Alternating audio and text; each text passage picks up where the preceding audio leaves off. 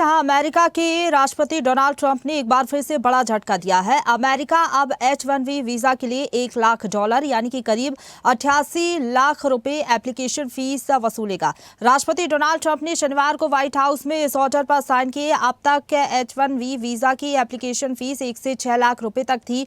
इसके अलावा Trump gold card, इसके साथ ही ट्रंप प्लेटिनम कार्ड और कॉर्पोरेट गोल्ड कार्ड जैसी सुविधाएं भी शुरू की गई है। ट्रंप गोल्ड कार्ड 8.8 करोड़ कीमत व्यक्ति को अमेरिका में अनलिमिटेड रेसिडेंसी का अधिकार देगा। अनलिमिटेड रेसिडेंसी में नागरिकों को सिर्फ पासपोर्ट और वोट देने का अधिकार नहीं मिलता, बल्कि सारी सुविधाएं एक अमेरिकी नागरिक के जैसी ही मिलती हैं।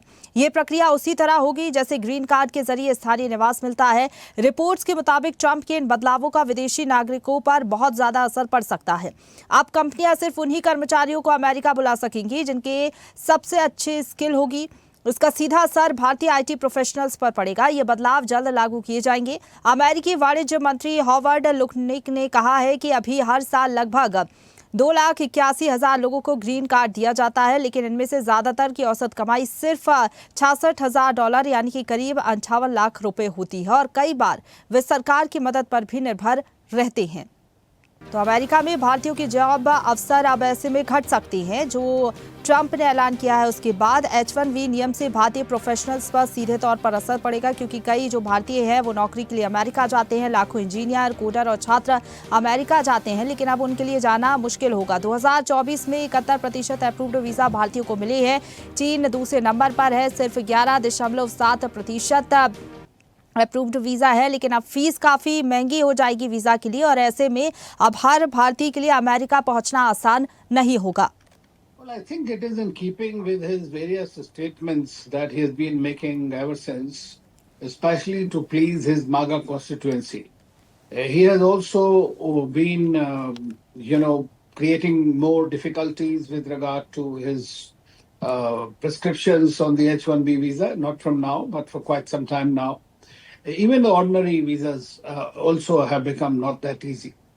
So what he is trying to do basically is trying to extract as much money as he can from the industry, even if it is at the expense of the United States, eventually, and also to make it difficult by giving them gold card at $2 million to a corporate and then asking them to pay $100,000 for each H-1B visa that they want. And as you know, India is the largest user of that visa, so it will directly impact on us. Put it mildly, it's an atrocity and unnecessary.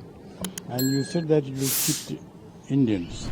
Yes, it will hit Indians, but it will also hit American economy, because the young Indians are providing a good part of the brain power required to take American economy forward, and he is sort of, what shall I say, keen on scoring a self-goal. कि अमेरिकी जो विदेश नीति है ना, वो अभी द्वंद्व की स्थिति में है और अमेरिका की इकोनॉमी इसीलिए आज परेशानी के हालात में है। भाई दुनिया के अंदर में आप अगर इस ढंग से तय करिएगा, और दुनिया ग्लोबलाइजेशन के दौर में है, वैश्वीकरण के दौर में, ओपन मार्केट है, और ऐसी स्थिति में प्रतिभा का जाना अमेरिका में, भाई बहुत तेरे देश हैं जिनके जहाँ के नौजवान वहाँ जाते हैं। तो इस ढंग की शर्तें अगर आप लागू कर रहे हैं तो उनका अधिकार क्षेत्र है। लेकिन मुझे ऐसा लगता है कि अमेरिका को इस बात पर गंभीरता से विचार करना चाहिए। And this action imposing $1 lakh on HB1 visa is a directly and indirectly want to destroy American economy more than Indian economy. It's sinful, cruel ideas to target the Indian economy is going to hurt America more than India. लगातार मोदी जी की तारीफ करके भारत से शत्रुतापूर्ण व्यवहार कर रहे हैं, और भारत से शत्रुतापूर्ण व्यवहार करने वाला नरेंद्र मोदी जी का कैसे दोस्त हो सकता है, ये नरेंद्र मोदी जी को जवाब देना होगा। एक ट्वीट नरेंद्र मोदी को वो कर देते हैं तो माय फ्रेंड कहने लगते हैं, नमस्ते ट्रंप करने लगते हैं, हाउडी ट्रंप करने लगते हैं, और अमेरिका का लगातार इन दिनों का व्यवहार शत्रुतापूर्ण है। H-1B वीजा पर फीस बढ़ाई, इससे पहले चबहार पोर्ट पर उन्होंने अपनी निगरानी बढ़ा दी, कि चबहार पोर्ट से भारत का व्यापार होता है। चबहार पोर्ट भारत के पास में है, जहां से वो पाकिस्तान को बगैर टच किए हुए मिडिल ईस्ट में अपना व्यापार करता है, अफगानिस्तान के साथ और रशिया के साथ अपना व्यापार करता है। उस पर आपने प्रतिबंध लगा दिया। और जरा समझने की कोशिश करते हैं कि कैसे इसका भारतीयों पर असर पड़ेगा, इसके साथ ही क्या अमेरिका पर भी इसका असर देखने को मिलेगा। विदेश मामलों के जानकार राजेश भारती जी हमारे साथ जुड़ गए हैं। राजेश जी, बहुत स्वागत है आपका स्वदेश न्यूज पर। सबसे पहला सवाल यही रहेगा, पहले हमने देखा कि ट्रंप ने लगातार टैरिफ वार छेड़ दिया, अब H1B वीजा पर जो फैसला लिया है डोनाल्ड ट्रंप ने, क्या लग रहा है भारत के लिए कितना बड़ा झटका है और क्या मंशा आप समझ पा रहे हैं डोनाल्ड ट्रंप की इसके पीछे की?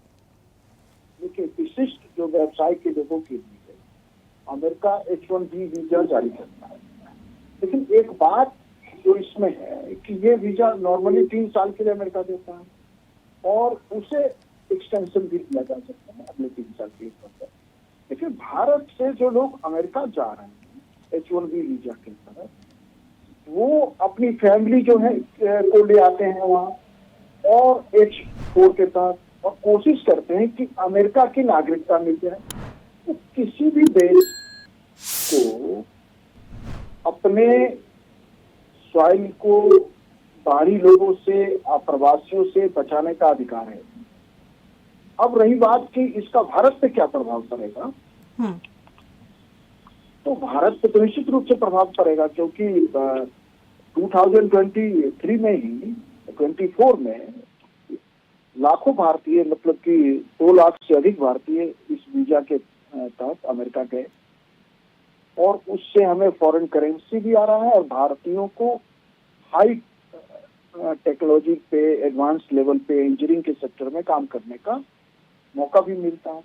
तो भारत के लिए ये है, देखिए ये बात समझना पड़ेगा कि ट्रंप ने, वो लगातार मोदी मेरे अच्छे दोस्त हैं, वो सारी बातें करेंगी और हो भी रही है, लेकिन भारत को जो घेरने की कोशिश है ना, वो अमेरिका के स्ट्रेटेजिक इंटरेस्ट को, हमारे लिए आर्थिक नुकसान जरूर है, लेकिन अमेरिका का तो पूरा स्ट्रेटेजिक इंटरेस्ट खतरे में पड़ जाएगा, क्योंकि अमेरिका की सारी चुनौती चाइना के साथ है।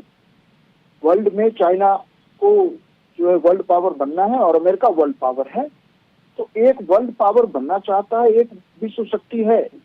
तो ऐसे में ये सारा जो फाइट है अमेरिका का अपने को बनाए रखने का और चीन की चुनौती का मुकाबला करने का, उसमें भारत उसका सबसे भरोसेमंद साथी है।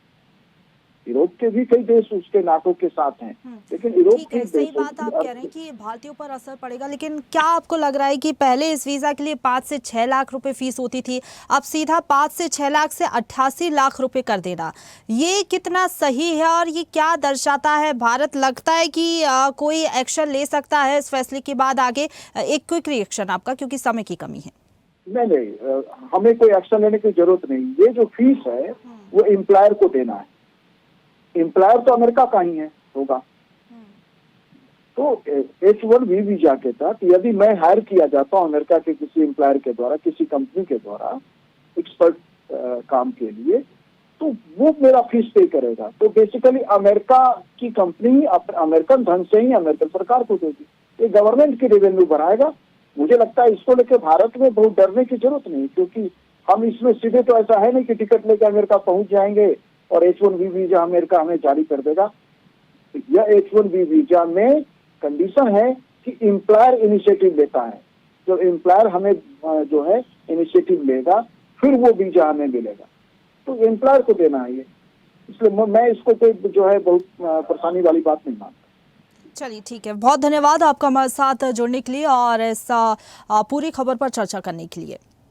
ताजा खबरों के लिए लाइक, फॉलो और YouTube पर सब्सक्राइब कर बेल आइकन दबाएं। साथ ही ताजा अपडेट्स के लिए swedeshlive.com पर विजिट करें।